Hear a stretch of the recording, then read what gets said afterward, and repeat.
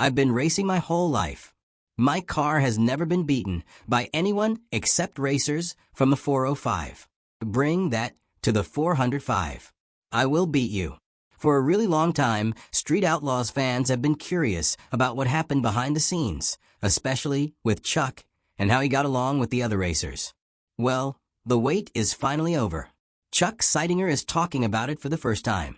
In this video, we're going to talk about the racers he had the most problems with, the ones he really couldn't stand. From crazy races to fights that never showed up on camera, this story reveals the real drama, backstabbing, and big personalities that created some of the craziest moments on the show. But who exactly is Chuck Seitsinger? Chuck Seitsinger, from garage kid to street racing legend. Chuck Seitsinger didn't grow up wanting to be famous. He wasn't born rich or with fancy race cars in his backyard, but he did have something powerful. A strong love for cars, speed, and competition. From a young age, Chuck showed he had what it takes to rise up in one of the hardest, most dangerous sports out there, street racing. Born on February 18, 1970, in Oklahoma City, Oklahoma, Chuck grew up in a normal American home with his brother Dustin and sister Kimberly. He was a curious kid with busy hands and a brave heart. While most kids were hanging out with friends or playing video games, Chuck found himself drawn to engines, tools, and anything with wheels.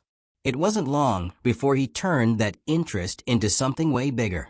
At just 16 years old, Chuck started working on cars to make money. While other teenagers might have worked at fast food places or worked at the mall, Chuck was under the hood, learning everything he could about how cars worked. He had no training in fixing cars at first, but what he didn't have in schooling, he made up for with passion, hard work, and a willingness to get dirty. By 1990, Chuck had found steady work as a technician at Honda. That was a huge moment for him. He didn't just work on engines, he studied them. He earned a Honda factory technician certificate, which helped him move up at work. Eventually, he reached one of the highest possible jobs, a Honda factory train service advisor. But Chuck didn't stop there. He had a bigger dream growing inside him racing. Once he had his first car and was old enough to drive, Chuck was off and running, literally. He started street racing as soon as he could, and it quickly became more than just a hobby. He became addicted to the rush of pushing a car to its limits, feeling the tires grip the road and chasing victory 1/4 mile at a time. While Chuck raced on the streets for fun and pride, he also entered professional drag racing, where things were faster, louder, and more dangerous.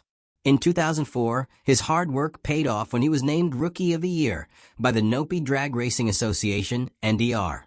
That same year, he won the Nitrous Express P4 Xbox Cup Championship in the 4-cylinder division. These awards showed that Chuck wasn't just good, he was one of the best. If Chuck is known for anything outside of his name, it's the car he made famous, Death Trap. It sounds like a scary name, and it is, especially if you're on the track racing against it.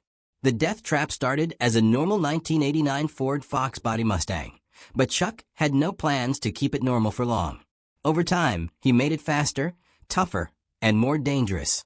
The car now has a 429 cubic inch small block Chevy engine, a Braswell 4375 Area 51 carburetor, and twin turbos that boost it to crazy speeds.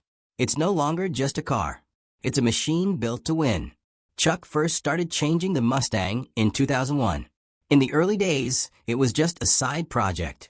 He put in time, money, and sweat into the build, hoping it would lead to something big. But things didn't take off right away. In fact, his first few tries weren't successful, and Chuck had to take a step back. He even tried other businesses like buying and reselling goods, but they didn't really work out either.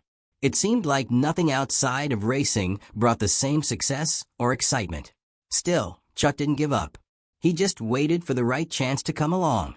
That big chance finally came when Chuck was invited to join the Discovery Channel's hit reality show, Street Outlaws.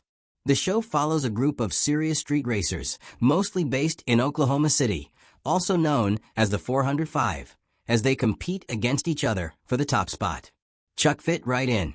Not only was he one of the most skilled racers, but he was also one of the most respected veterans in the racing community. He quickly earned a reputation for driving the fastest small-tire car in the 405, his beloved Death Trap Mustang. On the show, viewers watched as Chuck put everything on the line, risking his car, reputation, and even his safety every time he raced. What made him stand out wasn't just his speed, but also his determination. He wasn't afraid to go up against bigger, more powerful, big-tire cars. Over and over again, he proved that with skill, strategy, and the right machine, you don't need giant tires to win big.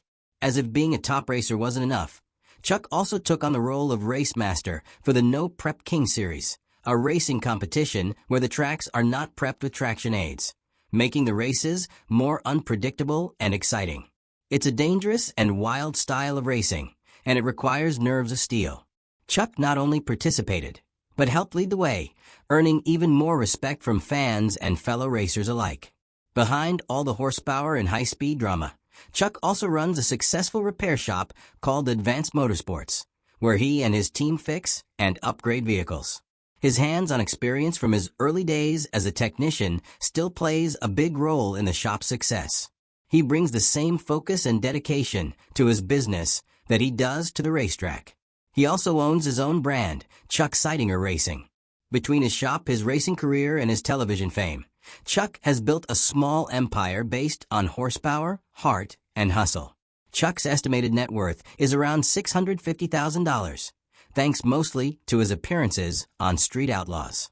Like many reality TV stars, Chuck doesn't share much about his income publicly, especially when it comes to his earnings from the show. Still, based on what other cast members make, it's safe to say he's doing well. Chuck's path hasn't been without obstacles. He's faced highs and lows, everything from failed businesses to early trouble getting his car, the Death Trap, up to speed. But he's always pushed forward.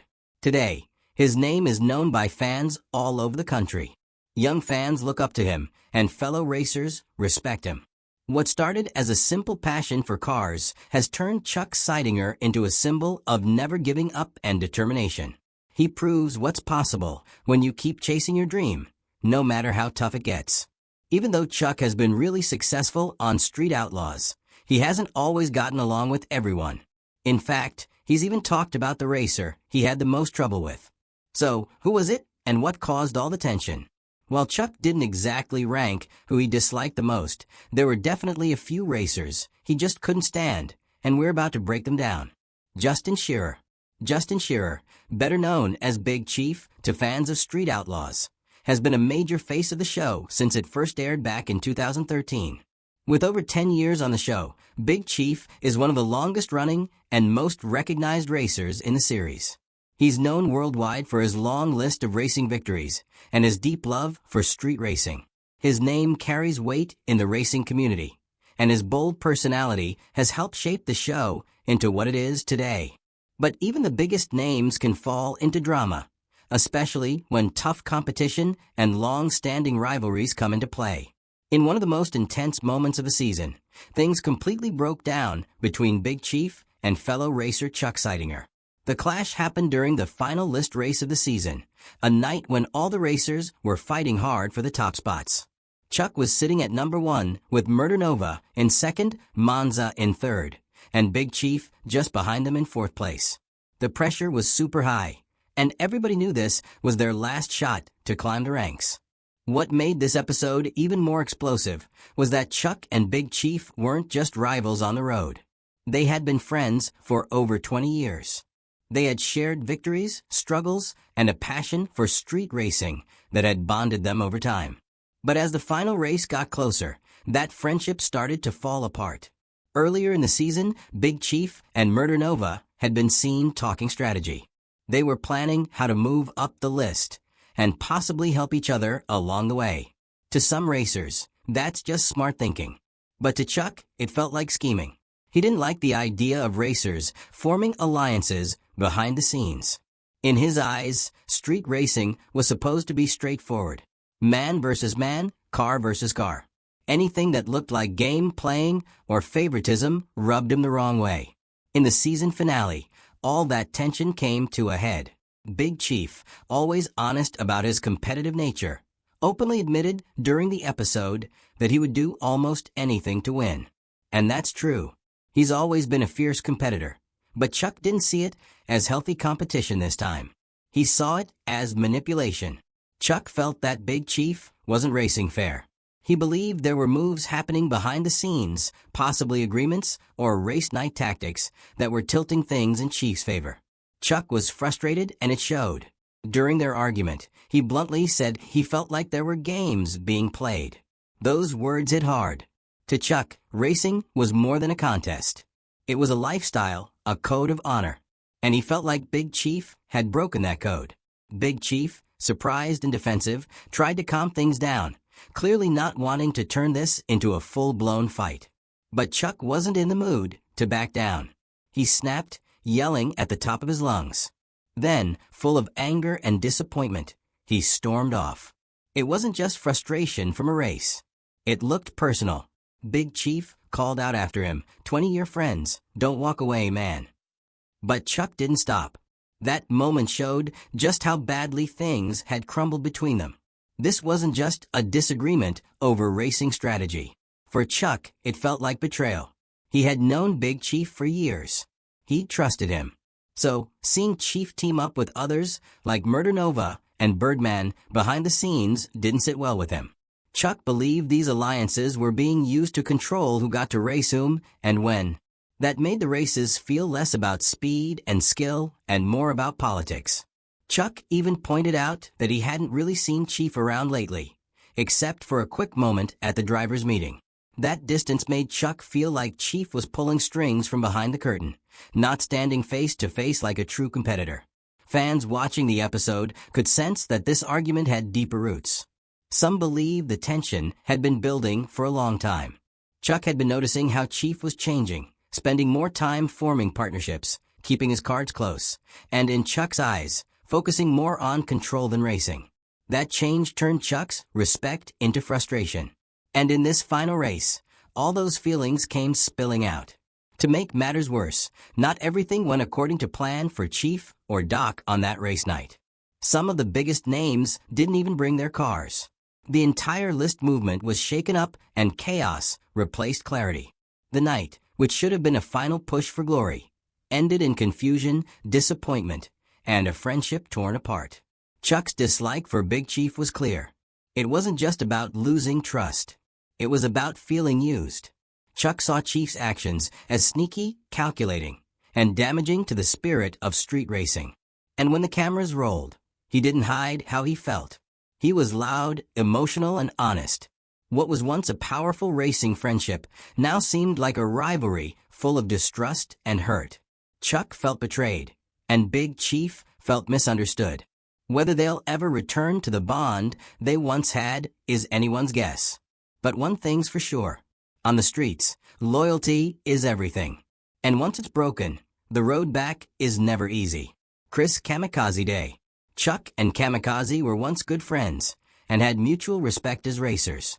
They shared a love for fast cars, competition, and being part of the Street Outlaws crew. For a while, they appeared to get along well with no major drama, but eventually things started to shift behind the scenes. Chuck has hinted in interviews and social media posts that the friendship between him and Kamikaze ended because of what he described as disloyalty and a lack of integrity.